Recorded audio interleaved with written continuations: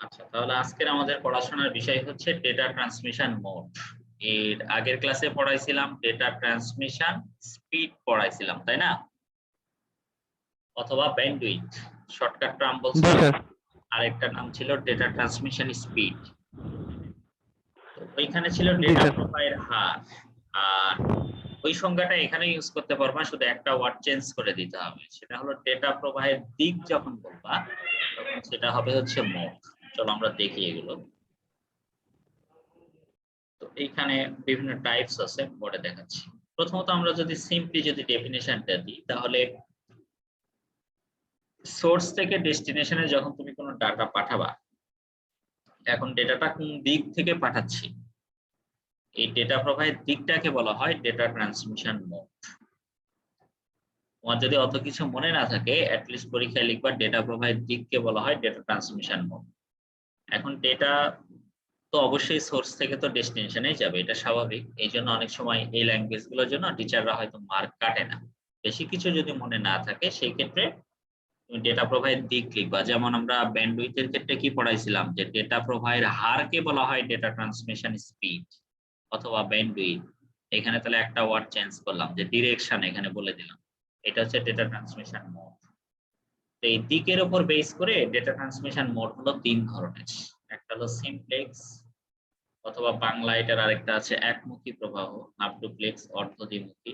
আর একটা হলো full duplex, মানে পূর্ণ দ্বিমুখী। চলো আমরা একটা একটা করে দেখি। এখানে একটা পিকচার দিয়ে তোমাকে জাস্ট গেস করানোর চেষ্টা করা হয়েছে। যে প্রথমত আমরা আলোচনা করবো হচ্ছে তোমার সিমপ্লেক্স নিয়ে।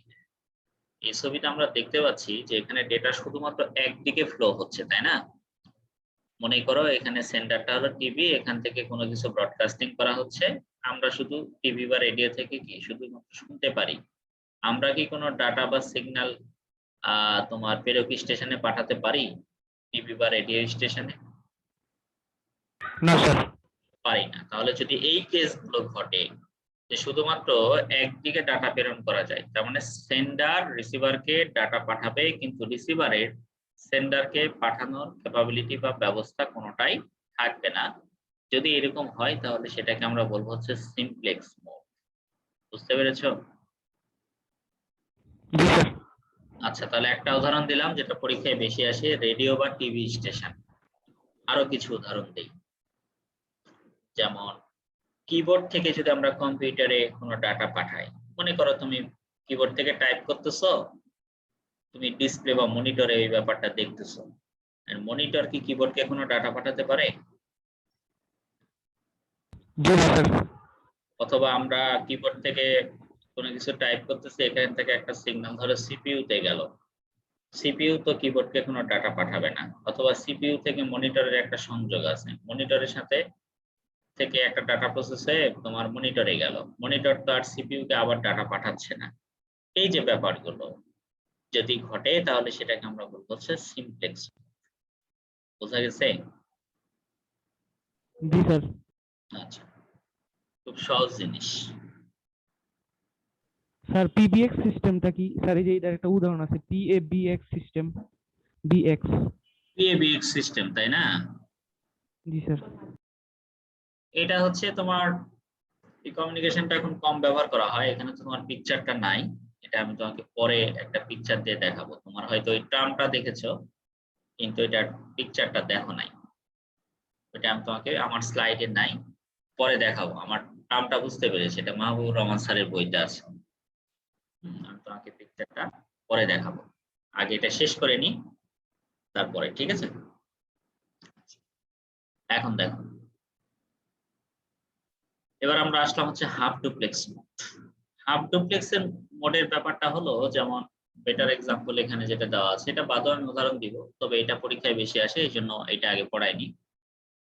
পুলিশরা যে ওয়াকি টকি ব্যবহার করে, দুই পাশ থেকে কি মোবাইলের মতো এট এ টাইমেই কথা বলা যায়? জি না স্যার। পুলিশরা দেখবা যে অপর প্রান্ত থেকে কোনো পুলিশ কথা বলতেছে, এ শুধু শুনতেছে। এদের এখানে একটা বাটন থাকে, হ্যাঁ, এটাকে বলা হয় পিটিটি বাটন। পিটিটি বাটন মানে হলো পুশ টু টক। এখানে বাটনটা যে প্রেস করে এর দিক থেকে তখন কথা যাওয়া শুরু হয়। তো যার কারণে তোমার যে ব্যাপারটা ঘটে এখানে কমিউনিকেশনটা একটু স্লো কারণ এট এ টাইমে যেহেতু দুই দিক থেকে ডাটা ট্রান্সমিট এবং রিসিভ হয় না। এই পুলিশের ওয়াকি টকিটা কিন্তু একটা বেটার এক্সাম্পল হাফ ডুপ্লেক্স মোডের। হাফ ডুপ্লেক্স মোডের সংজ্ঞাটা আগে একটু বলি। এখানে দুই দিক থেকেই ডাটা প্রবাহিত হবে, তবে একসাথে হবে না। সেন্ডার যদি ডাটা পাঠায় শুধুমাত্র ওই সময় রিসিভার রিসিভ করবে, আবার রিসিভার যদি সেন্ডারের ভূমিকা পালন করে তখন সেন্ডার রিসিভার হিসেবে শুধু রিসিভ করবে। তার মানে হচ্ছে দুই পাশের পুলিশ একসাথে কথা বলতে পারবে না। এক পাশের পুলিশ যদি কথা বলে অপর প্রান্ত থেকে শুধু শুনবে। এই জন্যই বলতেছে ডেটা উভয় দিক থেকে যাবে কিন্তু একই সাথে নয়। যদি এরকম ঘটনা ঘটে তাহলে সেটাকে বলা হবে হাফ ডুপ্লেক্স। স্যার আপনারা আমার কমিউনিকেশনটাও হাফ ডুপ্লেক্স। হ্যাঁ, যদি টিচার স্টুডেন্টের কমিউনিকেশনের কথা বলো তাহলে হাফ ডুপ্লেক্স। তবে এখন আমরা যেভাবে কথা বলছি আমরা তো একসাথেই কথা বলতে পারছি, কিন্তু একটা আইডিয়াল ক্লাসের বৈশিষ্ট্য কিন্তু এরকম না যে টিচার যখন কথা বলবে এট এ টাইম স্টুডেন্ট কথা বলবে। অনেকে বলে যে স্যার আপনি যখন ক্লাসে কথা বলতেছেন আমরা জ্ঞানজাম করতেছি, তাহলে তো সেটা হাফ ডুপ্লেক্স হলো না। কিন্তু তুমি যদি একটা আইডিয়াল শ্রেণী কক্ষ ধরো তাহলে সেটা হাফ ডুপ্লেক্স মোড। তার মানে শিক্ষকের শ্রেণী কক্ষে পাঠদান, এটা আসলে হাফ ডুপ্লেক্স মোড। বাট তুমি যদি টেকনোলজিক্যাল ব্যাপার বলো যে না স্যার এই যে এখন আমি কথা বলতেছি এট এ টাইমে আপনিও কথা বলতেছেন, তাহলে তো এটা ফুল ডুপ্লেক্স হবে। বাট তুমি যদি শ্রেণী কক্ষ আকারে চিন্তা করো তাহলে হাফ ডুপ্লেক্স। আচ্ছা, এখন এখানে অনেকের যেটা হলো বার্নিং কোশ্চেন সেটা হলো যে স্যার মোবাইলে তো আসলে কথাগুলো এট এ টাইমে হয়, কমিউনিকেশনটা ফাস্টার, দুই দিক থেকে এট এ টাইমে ডাটা পাঠানো যায়। তাহলে এই ওয়াকি টকির দরকারটা কেন? মানে ওয়াকি টকির কি কোনো ভালো দিক আছে কিনা? হ্যাঁ, ভালো কিছু দিক আছে, আমি একটু আলোচনা করি। যেমন ব্যান্ডউইথ তো আমরা আগেই পড়াইছি, তাই না? এটা মনে করো যে একটা হাফ ডুপ্লেক্স মোড। আচ্ছা, হাফ ডুপ্লেক্স মোডের জন্য এখানে আমি একটা রোড দিয়ে বোঝাচ্ছি ব্যাপারটা। প্রথমত আমি বলি যে এই রোডটা ধরো এমন যে এখানে একটা গাড়ি এট এ টাইমে ধরো যেতে পারবে, এখান থেকে এই দিক থেকে যাওয়া যাবে। এটা মনে করো একটা গাড়ি, আমি তো আর ওইভাবে ড্র করলাম না, মনে করে যাচ্ছে একটা গাড়ি। এখন দেখো এখানে পুরো জায়গাটাই কিন্তু সে নিয়ে নিছে, তাই না? তার মানে এই প্রান্তের গাড়ি যদি ওই পাশে না যায়, যতগুলো গাড়ি আছে ধরো এর পিছনে ধরো আরো গাড়ি আছে, ততক্ষণ পর্যন্ত কি ওই দিক থেকে কোনো গাড়ি আসতে পারবে? পারবে না। না স্যার। এই ব্যাপারটা হচ্ছে তোমার হাফ ডুপ্লেক্স মোড। যেমন দেখবা ঢাকা শহরে অনেক গলি আছে না, এরকম একটা রিক্সা একবার চলে গেলে ওই রিক্সা যতক্ষণ পর্যন্ত ওই প্রান্তে না যাবে এট এ টাইমে আরেকটা রিক্সা আসতে পারে। এই ঘটনাটা আসলে হাফ ডুপ্লেক্স মোড। এবার এর অ্যাডভান্টেজটা একটু বলি। অ্যাডভান্টেজটা হলো আমরা তো ব্যান্ডউইথটা নদীর স্রোত এরকম বুঝাইছিলাম, যেটা একটা নদীর উইড, তাই না, প্রশস্ত। তো এখন ব্যাপারটা কি এরকম চিন্তা করো তো যে তোমার কাছে মনে করো ব্যান্ডউইথ আছে, টোটাল ব্যান্ডউইথটা আসলে 500 বিপিএস। আমি জাস্ট বোঝার জন্য বলছি। আমি যখন এট এ টাইমে ওয়ান সাইডেড কমিউনিকেশন করছি, মনে করো সেন্ডার ডাটা পাঠাচ্ছে, এই সময় তো রিসিভার পাঠাতে পারবে না, তাহলে সেন্ডার কি ফুল ব্যান্ডউইথটা ইউজ করতে পারবে না? পারবে কিনা? জি স্যার। জি স্যার। তাহলে কিন্তু এখানে স্পিডটা ভালো পাবে। কিন্তু যখন এট এ টাইমে দুই দিক থেকে কমিউনিকেশন হবে, টোটাল ব্যান্ডউইথের পরিমাণ তো আর চেঞ্জ হয় নাই, 500 আছে। তাহলে দুজনের ব্যান্ডউইথটা ভাগ হবে কিনা বলো? জি স্যার। তখন আসলে তোমার মানে স্পিডটা কম পাইলে তোমার ডাটা কমিউনিকেশন অনেক সময় বিঘ্নিত হতে পারে। হাফ ডুপ্লেক্স মোডে তাহলে একটা অ্যাডভান্টেজ আমরা পেলাম যে এখানে দুই দিক থেকে যেহেতু এট এ টাইমে কমিউনিকেশন হয় না, এট এ টাইমে ওয়ান সাইডেড কমিউনিকেশন হয়, তার মানে হচ্ছে সে ফুল ব্যান্ডউইথটা একজন ইউজার ইউজ করতে পারবে। আরো কিছু অ্যাডভান্টেজ আছে, যেমন হচ্ছে তুমি ওয়াকি টকিতে যখন পুলিশেরা কথা বলে, অনেক ভিড়ের মধ্যে কথা বলে, তাই না? রাস্তায় গন্ডগোল হয়, কোনো ধর্মঘট হয়, তার মধ্যে থেকেও কিন্তু তারা কথাগুলো ক্লিয়ার শুনতে পায়। ধরো একটা মাহফিল হচ্ছে অথবা একটা রাজনৈতিক কোনো ধরো একটা সভা হচ্ছে, এগুলোর মধ্যে তারা দেখবা ওয়াকি টকি ব্যবহার করে। তাদের কি কথা বুঝতে কোনো সমস্যা হয়? না স্যার। কথা বুঝতে কোনো সমস্যা হয় না। কিন্তু আমরা একটু ভিড়ের মধ্যে থাকলে, মার্কেটের মধ্যে থাকলে, আমাদের কোনো বন্ধু বান্ধব বা কেউ যদি ফোন করে, আমরা কি কথা ক্লিয়ার শুনতে পাই? অনেক সময় সমস্যা হয় কিন্তু বুঝতে, তাই না? যে দোস্ত ভিড়ের মধ্যে আছি, কথা বুঝতেছি না, এরকম কথাগুলো আমরা জি বলি। স্যার। আসলে এই প্রবলেম গুলো কেন হয়? এই প্রবলেম গুলো হওয়ার পিছনে কারণ হলো যখন তুমি এট এ টাইমে কথা বলতেছো তখন টোটাল ব্যান্ডউইথটা ভাগ হচ্ছে। এটা তো আছেই। আরেকটা ব্যাপার হলো এট এ টাইমে যখন ২ টা দিক থেকে কথা হয় তখন সিগন্যালটা কোনো কারণে অনেক সময় ওভারল্যাপিং হওয়ার একটা পসিবিলিটি থেকে যায়। মনে করো যে একটা ভিড়ের ভিতরে অনেকগুলো মোবাইল ইউজার আছে। এই কনসেপ্টটা তো জানোই যে প্রত্যেকটা আমরা যে মোবাইল ইউজার আছি তার নিকটস্থ যে মোবাইল টাওয়ারটা থাকে যদিও ওটার নাম বেস স্টেশন, এখান থেকেই তো আমার সিগন্যালটা আসবে, তাই না? ট্রান্সমিট রিসিভ এগুলো হবে। মনে করো এখানে একটা মোবাইলের টাওয়ার আছে বা বিটিএস আছে বা বেস স্টেশন আছে। এখান থেকে একটা সিগন্যাল আসতেছে। এরকম এখানে আরো ইউজার আছে, অনেক ইউজার আছে একটা ভিড়ের মধ্যে। তখন এই বেস স্টেশন থেকে এখানে সিগন্যাল ট্রান্সমিট রিসিভ এর কাজগুলো করতেছে। তার মানে এখানে এট এ টাইম অনেকগুলো ইউজার আছে, এখানে সিগন্যাল গুলো আসতেছে। আর এই যে পাশাপাশি মোবাইল ইউজার গুলো আছে, যদিও এদেরকে ভিন্ন ভিন্ন ফ্রিকোয়েন্সি পাঠানো হয় তারপরেও অনেক সময় কি হয় যে তোমার সিগন্যালটা কোনোভাবে ওভারল্যাপিং হয়ে যাওয়ার একটা পসিবিলিটি থেকে যায়, অথবা সে প্রপারলি সিগন্যাল অনেক সময় পায় না। কারণ কি যে একটা মোবাইল বেস স্টেশনের কিন্তু একটা নির্দিষ্ট ইউজারকে সেবা দেওয়ার ক্ষমতা থাকে। ধরো এট এ টাইমে ৫০০ জনকে সে সেবা দিতে পারবে। কিন্তু হঠাৎ করে একটা জায়গায় মাহফিল হচ্ছে, সেখানে তো লোক সংখ্যা বেড়ে যায়। তার জন্য কি ওই বেস স্টেশনটা প্রিপেয়ার করা আছে? তা তো করা নাই। তখন জি না হয় স্যার। কি মোবাইলের সিগন্যাল কোয়ালিটিটা ওই সময় খারাপ পাওয়া যায়। বা আমরা যেটাকে বলি টাওয়ার ফুল দাগ পায় না, এরকম সমস্যাগুলো হয়।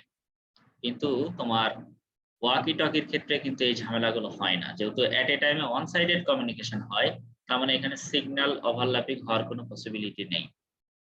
তার মানে সিগন্যালের কোয়ালিটিটা ভালো পাবা। এখানে নয়েজ হবে না বললেই চলে। কিছুটা হয়তো সমস্যা করে, এটা কিছুটা তো ডিভাইসগত লিমিটেশন থাকবেই। বাট মোবাইলের থেকে কিন্তু ওয়াকি টকির কথাটা এর ভিতরে তুমি ক্লিয়ার শুনতে পাবা। কারণ এখানে ওয়ান সাইডেড কমিউনিকেশন হচ্ছে, এখানে সিগন্যালের নয়েজ এড হওয়ার পসিবিলিটিটা কম। বুঝতে পেরেছো না পারো নাই? স্যার তাহলে ওয়াকি টকি দিয়ে কথা বললেই তো হয়। হ্যাঁ, হ্যাঁ। ওয়াকি টকি দিয়ে কথা বললেই তো হয় তাইলে। হ্যাঁ, মানে ব্যান্ডউইথটা তুমি ভালো পাবা এবং ভিড়ের ভিতরে ক্লিয়ার পাবা। কিন্তু যখন এই যে এখন আমরা বাসাবাড়িতে আছি, এখন তো ডেফিনিটলি কমিউনিকেশন ফাস্টারের দিক থেকে চিন্তা করলে যদি তুমি চিন্তা করো অবশ্যই মোবাইল ভালো। কিন্তু আমরা বলতেছি যে এইটার কি কোনো ভালো দিকই নেই? তাহলে হাফ ডুপ্লেক্স আমরা কেন ব্যবহার করি সেটার ব্যাখ্যা আমি তোমাকে দিলাম। যে এখানে তুমি টোটাল ব্যান্ডউইথটা যেহেতু এট এ টাইমে ওয়ান সাইডেড কমিউনিকেশন হচ্ছে, একজন ইউজার ফুল ব্যান্ডউইথটা ইউজ করতে পারছে।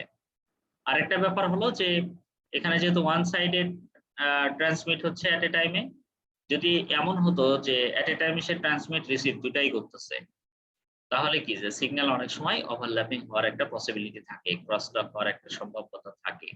অনেক সময় ইন্টারফারেন্স ক্রিয়েট হয়। সেই জিনিসগুলো এখানে আসলে ঘটবে না। তো সেই দিক থেকে স্যার এখানে বলো। স্যার ফুল ডুপ্লেক্সে যে টেলিফোন বা মোবাইল ফোন ব্যবহার করা হয় স্যার, ওখানেও তো এটা হাফ ডুপ্লেক্সের মতো, কারণ দুইজন একসাথে কথা বলে না, তাহলে তো কারো কথাই শোনা যায় না, ওইটাও তো হাফ ডুপ্লেক্স মনে হয় স্যার। না, না, তুমি চাইলে তো বলতে পারো। তোমার বন্ধু বলতেছে তুমি শুনতেছো, কিন্তু তুমি কি বলতে পারো না যে দোস্ত তুই আগে আমার কথা শুনতো, তোর কথা শুনতে ভালো লাগতেছে না, এট এ টাইমে দুইজনে ঝগড়া করতেছে, হয় না এরকম? তুমি তো কথা পাঠাতে পারছো, কিন্তু আমরা হয়তো নিজেদের কমিউনিকেশনের জন্য একজন চুপ থেকে আরেকজনের কথা শুনি। অনেক সময় যখন ঝগড়া লাগে তখন কি ডাটা যায় না? কিন্তু ওয়াকি টকির ক্ষেত্রে তুমি চাইলে অপর প্রান্ত থেকে সারাদিন চিল্লালেও তো আরেকজনের কাছে কথা যাবে না, যতক্ষণ পর্যন্ত সে পিটিটি বাটনটা প্রেস করে রাখবে।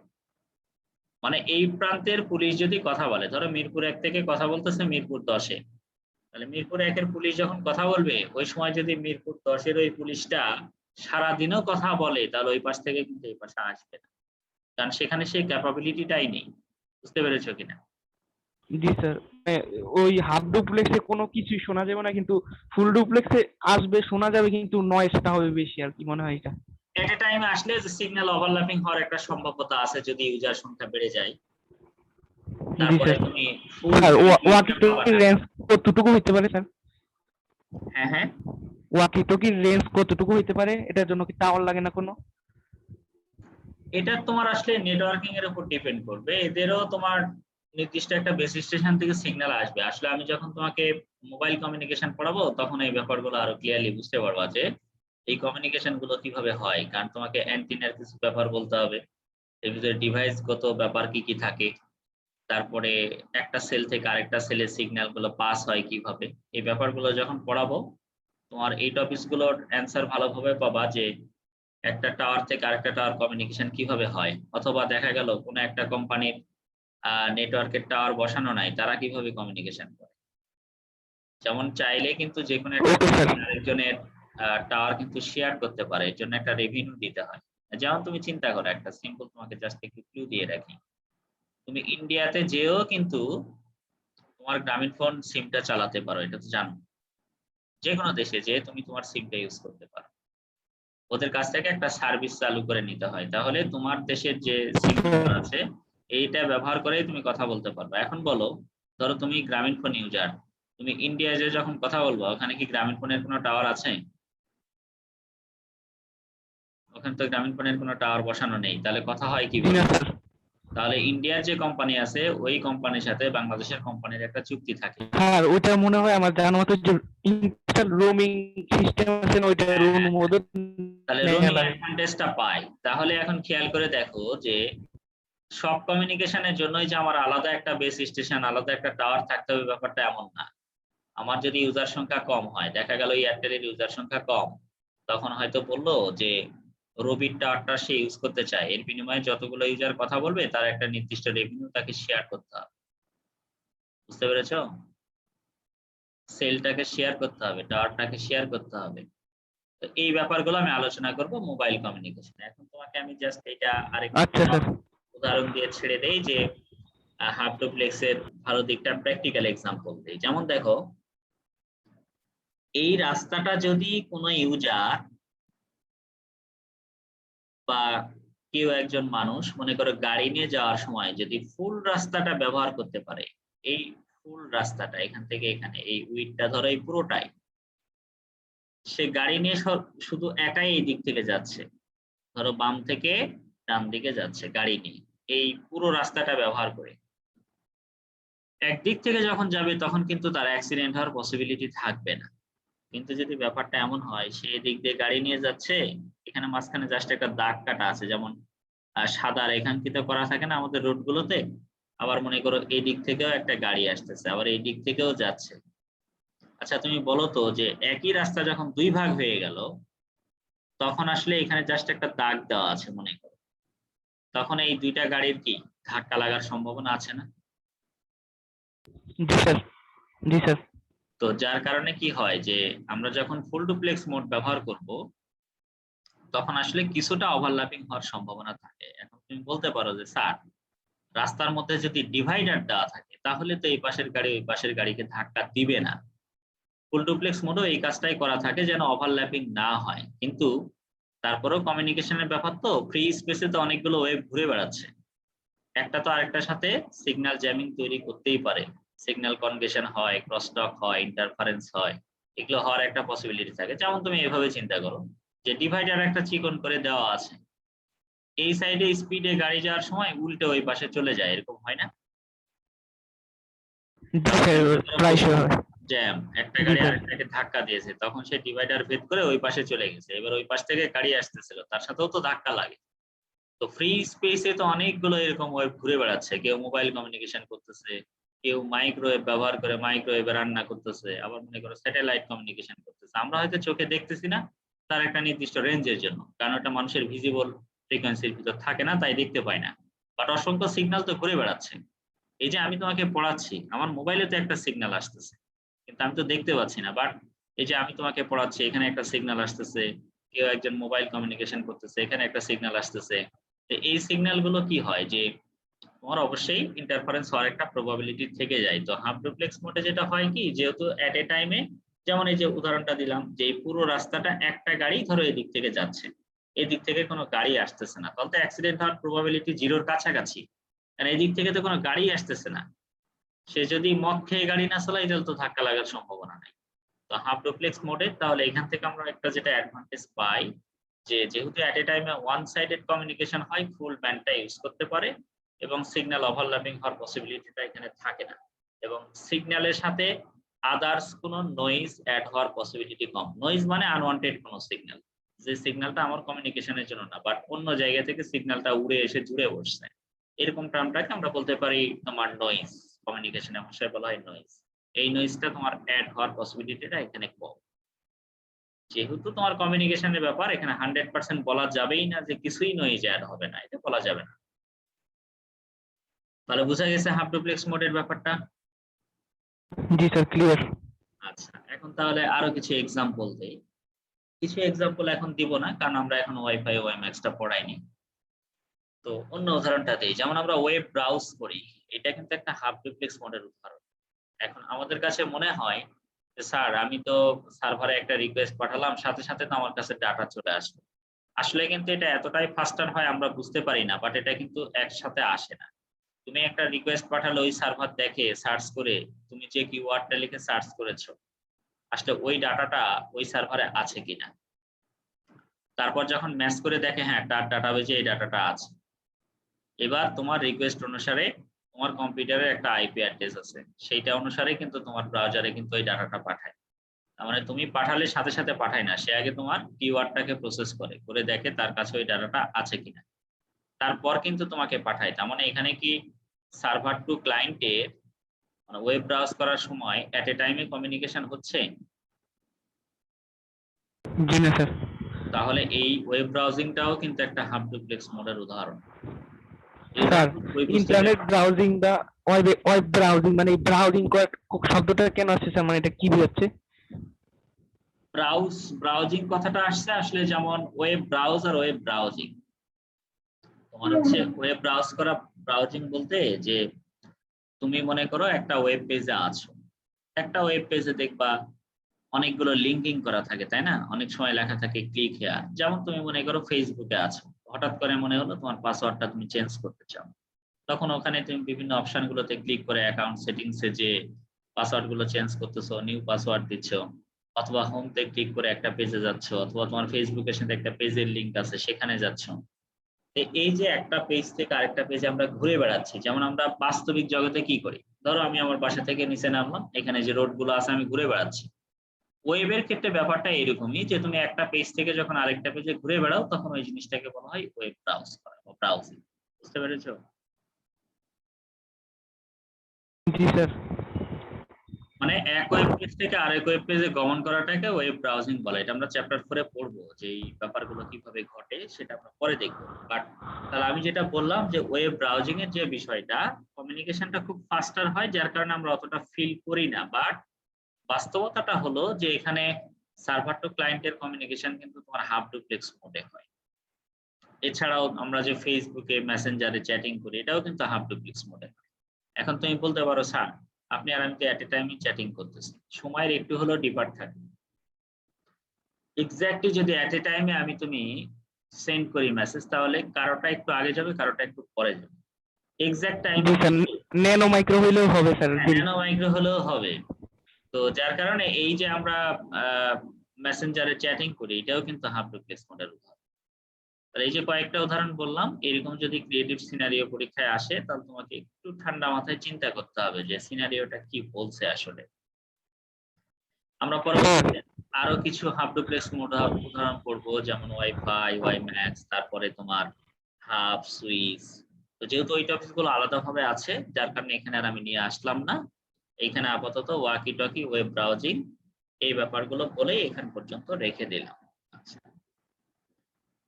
তাহলে স্যার, হ্যাঁ বলো। স্যার চতুর্থ চ্যাপ্টারে যে বলেন ওয়েব ব্রাউজিং আছে স্যার, এই ওয়েব ব্রাউজিং এর কিন্তু একটা কমপ্লেক্স বিষয় আছে স্যার, যে আমি সার্ভিস মানে এই যে সার্ভারের রিকোয়েস্ট গুলা বিভিন্ন ইন্টারন্যাশনালি বিভিন্ন হয়ে যাইতে থাকে, এগুলা একটা কমপ্লেক্স বিষয় স্যার। এই বিষয়গুলো কি আছে চতুর্থ চ্যাপ্টারে, মানে পুরো প্রসেসটা? পুরো প্রসেসটা আমরা চ্যাপ্টার 4 এ পড়বো, যে আমরা একটা রিকোয়েস্ট পাঠালে সেটা ডাটা প্রসেস করার পরে আমাদের এখানে কি আসলে ডিরেক্টলি চলে আসে, নাকি এটা আসলে একটা কম্পিউটার থেকে আরেকটা কম্পিউটার রিকোয়েস্টটা কিভাবে যায়, কিভাবে খুঁজে পায়। তোমার ডাটাটা তো আরেকজনের কাছে কখনো যায় না, এই ব্যাপারগুলোই তো মাথায় আসতেছে, এগুলো আমরা চ্যাপ্টার 4 এ পড়বো। ওখানে এই টপিকগুলো মানে আছে। মানে ইউটিউবে আমি দেখছিলাম স্যার, কিন্তু আমার মানে সব জটলা লাগে গেছে, আমি কিছু বুঝতে পারিনি। না আমি বুঝাই দিব, এখানে তোমার কয়েকটা টপিকস পড়তে হবে। একটা হলো আইপি অ্যাড্রেস জি পড়তে স্যার। হবে। আইপি অ্যাড্রেসের সাথে জি স্যার। ওয়েব হোস্টিং, আরো বেশ কয়েকটা টপিকস আছে। হ্যাঁ, তারপরে ডিএনএস সার্ভার, এই টপিকসটা পড়লেই তুমি ব্যাপারটা ক্লিয়ার হয়ে যাবে। তোমাদের বইতে শুধু ডিএনএস সার্ভারের আসলে শুধু সংজ্ঞাটা দেওয়া আছে। তুমি যেটা জানতে চাচ্ছ জি এটা স্যার, বললাম যে ডিএনএস জি সার্ভারটা স্যার, কিভাবে আসলে কমিউনিকেট করে ইউজারের কাছে ডাটা পৌঁছাচ্ছে, এবং আমাদের কাছে মনে হয় যে আমি একটা ওয়েবসাইটের নাম লিখে সার্চ করলাম, সাথে সাথে ওখানে মানে চলে গেল রিকোয়েস্টটা। আসলে কিন্তু ব্যাপারটা এত সহজ না। ডিরেক্টলি কিন্তু একটা সার্ভারে যায় না। মানে এই যে মোবাইলের জি যেরকম স্যার, এগুলা, কমিউনিকেশন হয়, জি হ্যাঁ? স্যার, মোবাইলের যেরকম কমিউনিকেশন হয়। আমি ধরো এখান থেকে আমার গ্রামের বাসায় কল দিলাম। মনে হলো যে আমার গ্রামের বাসায় ডিরেক্টলি কল চলে গেল। আসলে কিন্তু ব্যাপারটা তা না। প্রথমত আমার সিগন্যাল যাবে এখান থেকে নিকটস্থ যে বেস স্টেশন বা টাওয়ার আছে সেখানে। এরপর ভায়া হয়ে কিন্তু যাবে। একবারে কিন্তু যাবে না। কল প্রসেস হওয়ার মতোই তুমি যখন একটা ওয়েবসাইটের নাম লিখে সার্চ করলা, এখন তোমার যেখানে ডাটা আছে সেটা তো কানাডাও থাকতে পারে। তো তোমার রিকোয়েস্টটা কি একবারে কানাডাতে চলে গেল? ব্যাপারটা কিন্তু এমন না। এটা সার্চিংটা কিভাবে হয়? এই ব্যাপারগুলো আমি তোমাকে চ্যাপ্টার 4 এ ব্যাখ্যা করব। জি স্যার, এই বিষয়গুলো নিয়ে আমার অনেক কনফিউশন আর জিজ্ঞাসা।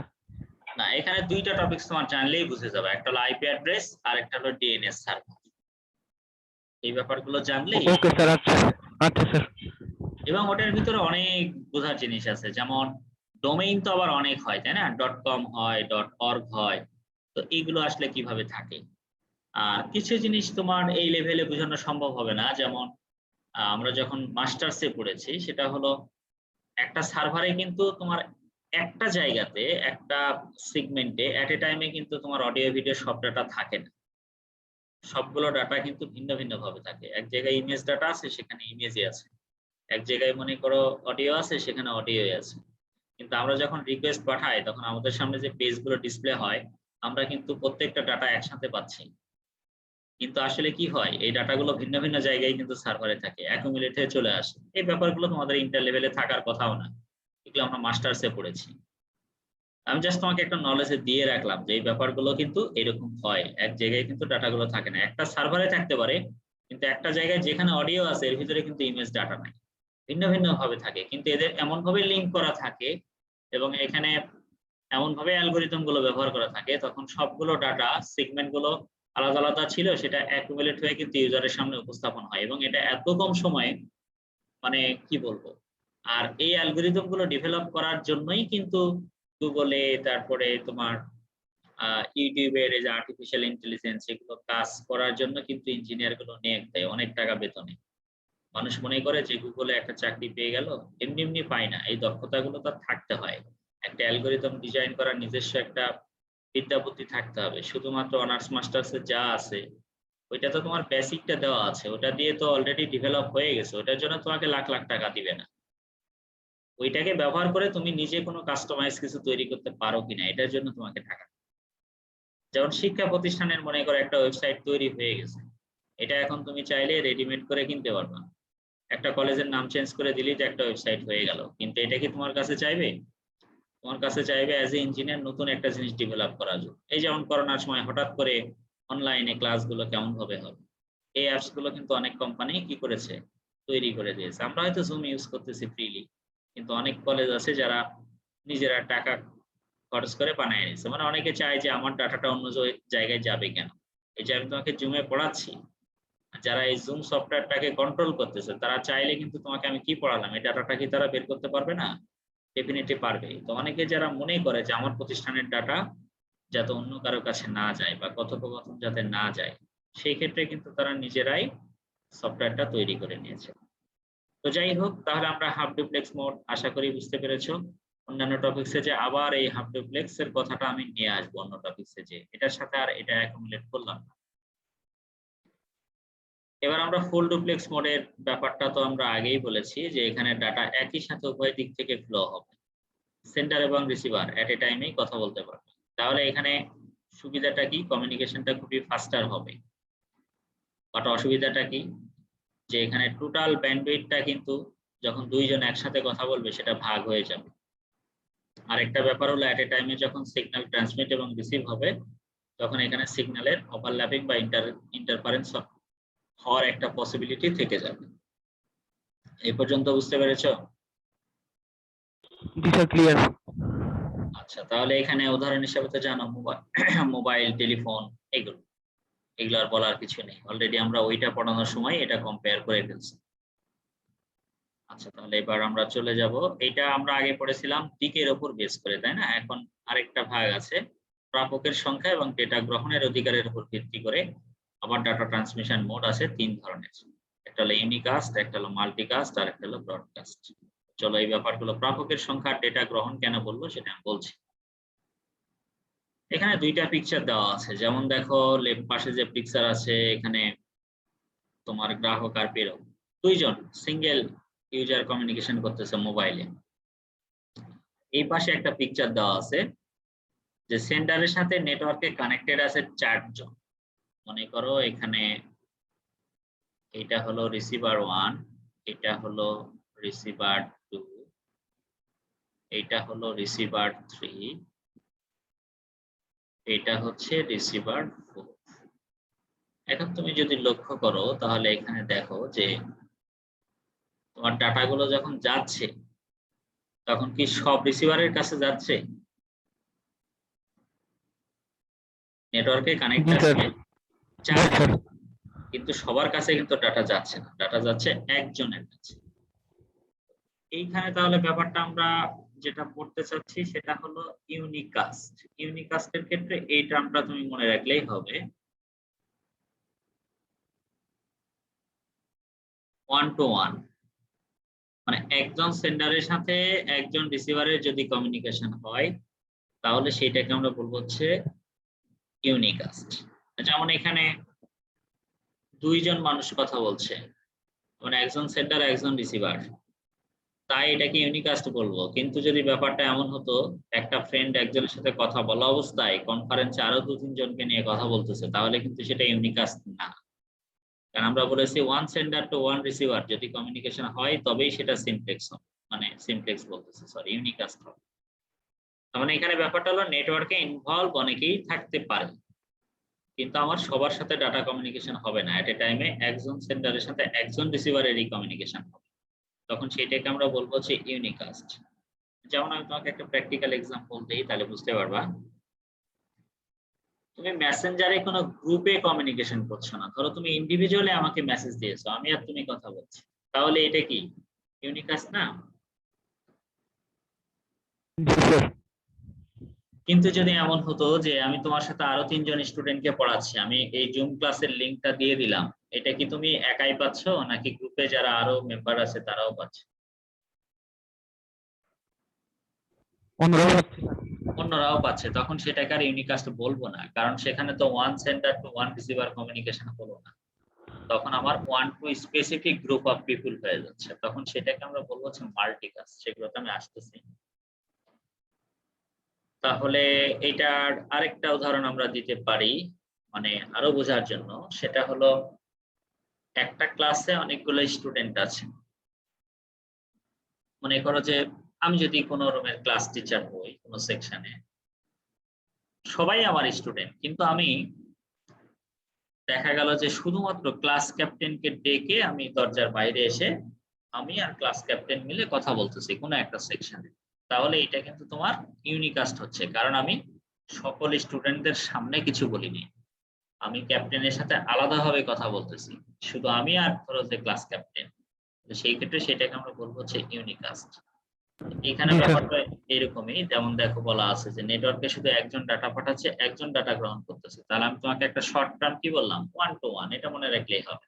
দেখো একটা প্রেরক থেকে ডাটা প্রেরণ করলে শুধুমাত্র একজন প্রাপকই ডেটা গ্রহণ করতে পারে, এরকম মোডটা হলো ইউনিকাস্ট। যার মোবাইলে কথা বলা আমি কিন্তু মেনশন করে দিয়েছি, পরে আবার বলুন না যে স্যার মোবাইলে যদি কনফারেন্সে কথা বলি, আমি কিন্তু এখানে কনফারেন্সের কথা বলিনি, উপরের পিকচারে খেয়াল করে দেখো একজন সেন্ডার একজন রিসিভার আছে। এবার যদি আমরা মাল্টিকাস্টে যাই তাহলে এখানে খেয়াল করে দেখো একটা সেন্ডার ডাটা পাঠাচ্ছে, এখানে আরো রিসিভার আছে টোটাল 4 জন, 4 জনের কাছে কি ডাটা যাচ্ছে? অথবা রাইট পাশের পিকচারে খেয়াল করে দেখো নেটওয়ার্কে ইনভলভ আছে 4 জন রিসিভার, ডাটা যাচ্ছে কয়জনের কাছে? 3 জন। 3 জনের কাছে। তাহলে যখন 1 2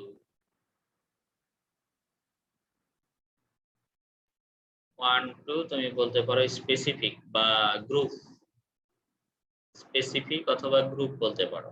গ্রুপে তো আর সবাই ইনভলভ থাকে না, তাই না?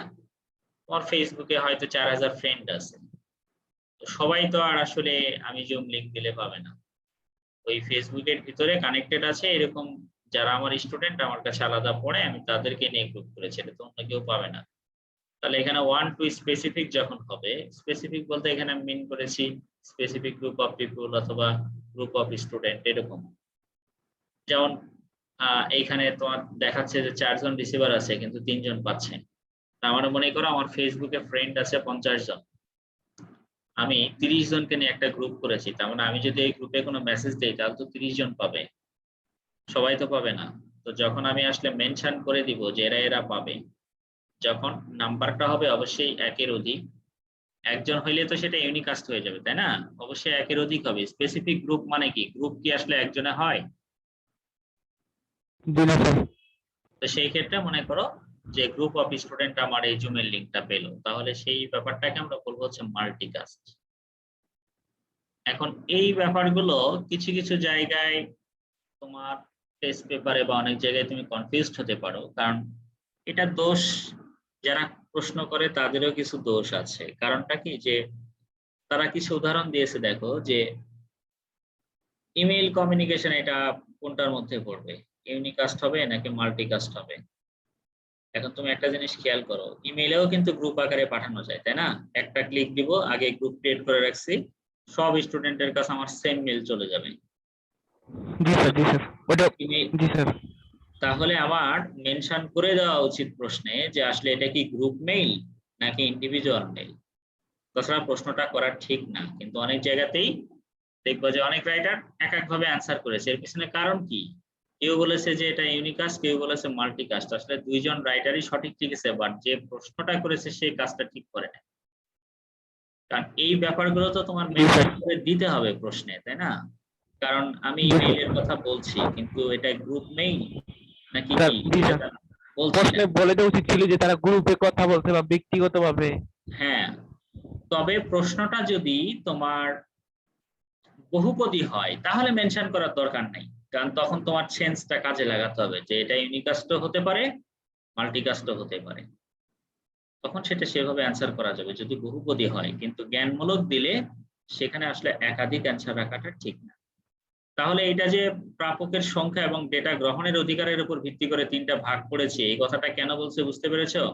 কারণ এখানে নেটওয়ার্কে কানেক্ট আছে অনেকজন, কিন্তু সবার তো ডেটাটা অ্যাকসেপ্ট করার রাইট নাই বা অধিকার নাই। আমি যেমন এই গ্রুপে যাকে অ্যাড করেছি তারই শুধুমাত্র রাইট আছে বা অধিকার আছে ডেটা গ্রহণ করার।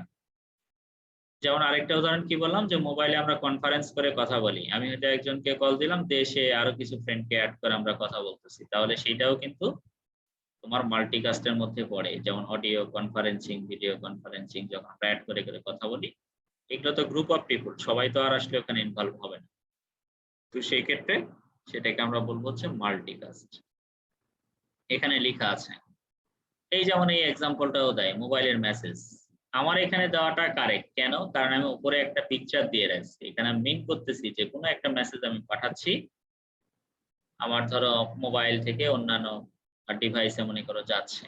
তো সেই ক্ষেত্রে আমার এখানে পিকচারটা মেনশন করা আছে যে স্পেসিফিক গ্রুপ অফ মানুষের কাছে যাচ্ছে।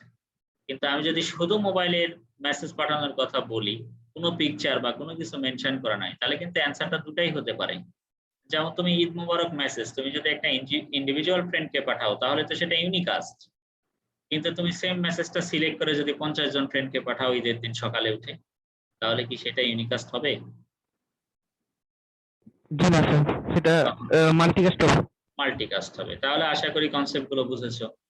এখন কোথাও যদি এরকম ভুলভাল প্রশ্ন করে তাহলে পরে আমাকে বলো না যে স্যার এটা কোনটা কারেক্ট হবে।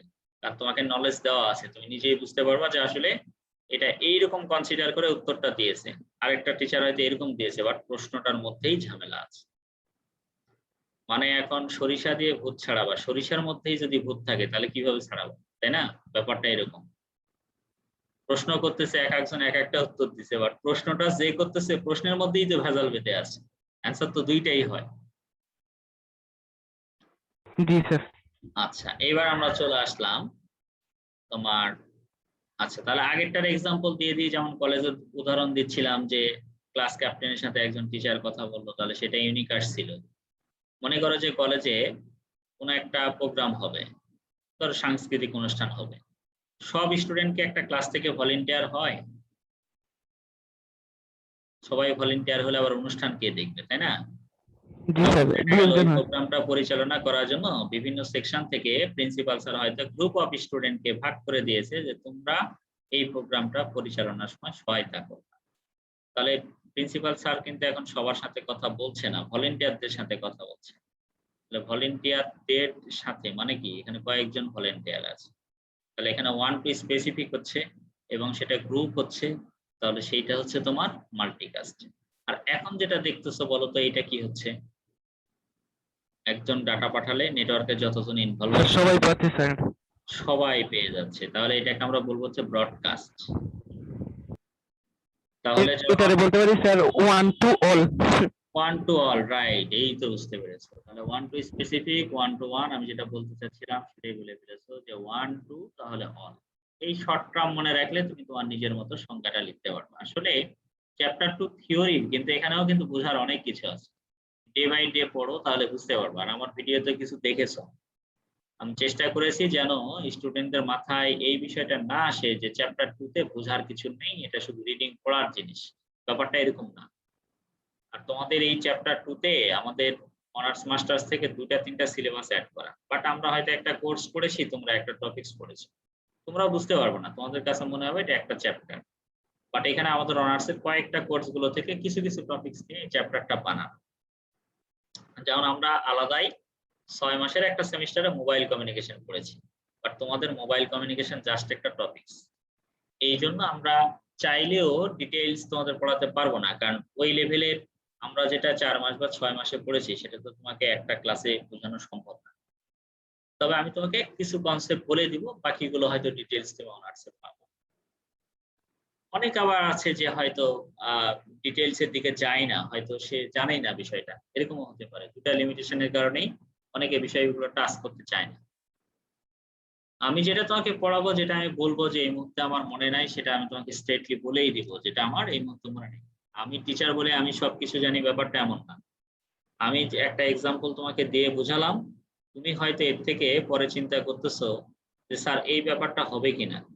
যদি দেখি যে হ্যাঁ কনসেপ্টের সাথে তোমার উদাহরণটাও মিলে এবং আমার থেকে যদি সেটা সহজ উদাহরণ হয়, সেটা অ্যাকসেপ্ট করতে তো আমার কোনো প্রবলেম নাই। মানুষ সব জানতার শমশের না। জি আবার স্যার। অনেক সময় এরকম হয় যে আমি ক্লাসে পড়াতে গিয়েছি, আমি বিষয়টা জানি, ওই মুহূর্তে হয়তো একটা স্টুডেন্ট প্রশ্ন করছে, অ্যান্সারটা আমার মাথায় আসতেছে না। তার মানে স্টুডেন্টেরও মনে করা উচিত না যে এই টিচার কিছু জানে। মানে দুই দিক থেকেই এটা আসলে স্টুডেন্ট টিচার দুজনেরই সমস্যা। একটা হলো যে টিচারের মেনে নেওয়ার একটা প্রবণতা থাকতে হবে। আমার থেকে যদি আমার ছাত্রের একটা উদাহরণ যদি বেটার হয়, সেটা মানতে আমার সমস্যা কোথায়? এটা আমরা অনেকে ছাড় দিতে চাই না। এটা হলো আমাদের সমস্যা। আর স্টুডেন্টদের সমস্যা হলো যে টিচারকে একটা প্রশ্ন করলাম, ইনস্ট্যান্ট হয়তো স্যারের মনে নেই, অথবা অনেক সময় দেখা গেল যে সে ওই টপিকসটা ওইভাবে প্রিপেয়ার্ড হয়ে যায়নি কোনো একটা প্যাসেজ, যদিও যাওয়া উচিত অ্যাজ এ টিচার, কিন্তু প্রস্তুতি নিয়ে গিয়েছে, ওই ইনফরমেশনটা হয় মনে নেই, অথবা অনার্সে পড়েছে অনেকদিন, পুরোপুরি কনসেপ্টটা মনে আসতেছে না। স্যার যদি ওই সময় বলতে না পারে, তার মানে এটাও ভাবা উচিত না যে স্যার তোমার থেকে কম জানে। আচ্ছা, তাহলে এখানে হচ্ছে ওয়ান টু অল। যেমন ফেসবুকে যদি আমি একটা পাবলিকলি পোস্ট করি, যারা আমার ফ্রেন্ড লিস্টে আছে সবাই দেখতে পারবে না? জি স্যার। আবার যদি আরো পাবলিক করো, ফেসবুক ফ্রেন্ড না হলেও দেখতে পারবে। যদি তুমি এটা ফ্রেন্ডের বাহিরেও যদি যাদের ফেসবুক অ্যাকাউন্ট আছে দেখার মতন যদি রাইট দিয়ে রাখো, তাহলে সবাই দেখতে পারবে। তো সেই ক্ষেত্রে এইটা হবে হচ্ছে ব্রডকাস্ট। যেমন টেলিভিশন থেকে কোনো কিছু সম্প্রচার হয়, রেডিও বেতার স্টেশন থেকে কোনো কিছু বলে, এটা তো আওয়ামী লীগ, বিএনপি অথবা তোমার জামাত, এগুলোর উপর বেস করে তো কোনো একটা নিউজ দিচ্ছে না যে শুধু আওয়ামী লীগের লোকজন শুনবে বা বিএনপির লোকজন শুনবে। ব্যাপারটা তো এমন না, সবার কাছে যায়। যেমন বিপিএল, আইপিএল এর খেলা হয়, সবাই দেখতেছে। তাহলে এই ব্যাপারগুলোকে আমরা বলবো হচ্ছে ব্রডকাস্ট। তাহলে প্রাপকের স্যার পোস্ট পোস্ট দিলে স্যার আমার আবার স্পেসিফিক কিছু ফ্রেন্ড দেখতে পারবে, এরকম সিচুয়েশনও করা যায়। হ্যাঁ তখন হ্যাঁ, এটা মাল্টিকাস্ট হয় না স্যার? মেনশন পোস্ট দিলে আবার স্যার ওইরকম। হ্যাঁ। তুমি যদি স্পেসিফিক করে দাও তখন সেটা অবশ্যই মাল্টিকাস্ট হবে। যেমন মনে করো ডিশের লাইন গুলো আমরা নেই, তাই না? অনেক সময় ডিশের লাইন জি যারা স্যার। প্রোভাইড করে তারা কিন্তু অনেক সময় ওখান থেকে একটা সিনেমা চালায়।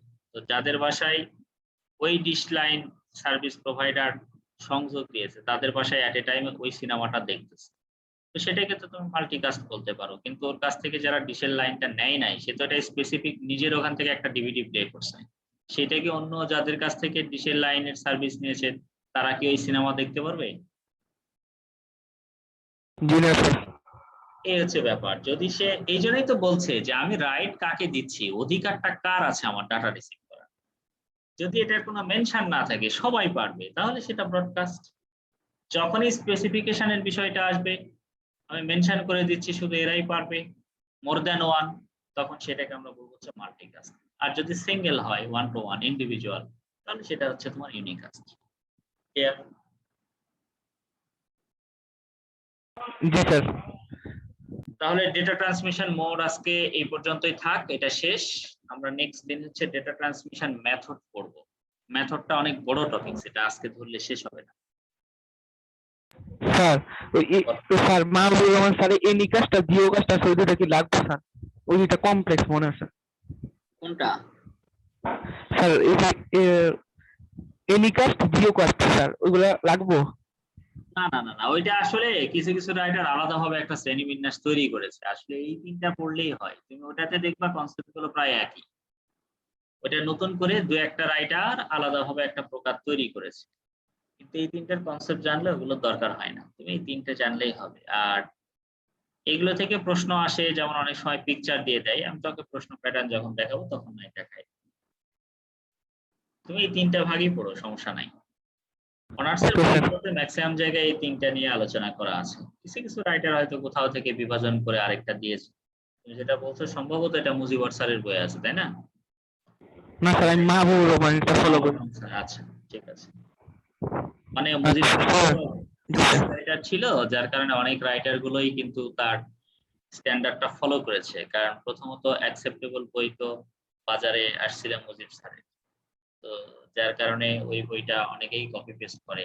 স্পেশালি কন্টেন্ট সাজানোর ক্ষেত্রে কিন্তু স্যারকে ফলো করে। মানে বোর্ড থেকে একটা সিলেবাস দিয়েছে, কোন টপিকসটা আগে সাজালে ভালো হয়, এটা তো প্রথম থেকে ওই বইগুলোই আসতো। ওই সময় আরেকটা বই ছিল, নাইমুল হক নাইম স্যারের একটা বই আছে, আদমজিগান টিচারের লেখা। তো ওনারা পরে আসছে, সর্বপ্রথম মুজিবুর রহমান স্যার। আর মুজিবুর রহমান স্যারের বই তো আগে থেকেই অনেক কন্টেন্ট লেখা ছিল। উনি তোমার অনার্স লেভেলের বা বিভিন্ন চাকরির পরীক্ষার বিভিন্ন কনসেপচুয়াল বইগুলোই স্যারের অনেক পাবলিকেশন আগে থেকে আছে। তো যার কারণে দেখবা এই কনসেপ্ট গুলো পড়লো, ওটা আলাদাভাবে দরকার নেই। তো ঠিক আছে, তাহলে এইটার ক্লাস রেকর্ডিং আমি তোমাকে আমার সময় মতো প্রোভাইড করে দিব। আর এইটারই হুবহু স্লাইডটা তোমাকে দিয়ে দিই, তাই না?